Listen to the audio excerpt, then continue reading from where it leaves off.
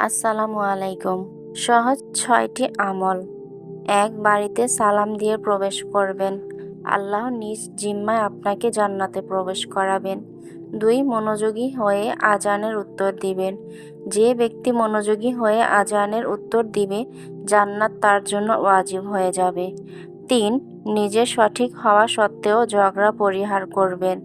রাসূল সাল্লাল্লাহু আলাইহি ওয়াসাল্লাম বলেন, আপনার জন্য জান্নাতে একটি ঘরের জিম্মাদার হবেন।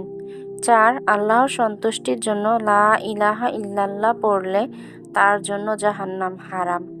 ৫. অজুর পর কালিমা শাহাদাত পাঠ করবেন। তাহলে আপনি যে দরজা দিয়ে ইচ্ছা জান্নাতে প্রবেশ করতে পারবেন। ৬. প্রতিদিন অন্তত কয়েকবার হলেও সূরা ইখলাস পাঠ করবেন। যে ব্যক্তি সূরা ইখলাস পাঠ করবে তার জন্য জান্নাত সুনিশ্চিত। আল্লাহ তাআলা আমাদের সবাইকে আমল করার তৌফিক দান করুক। আমিন।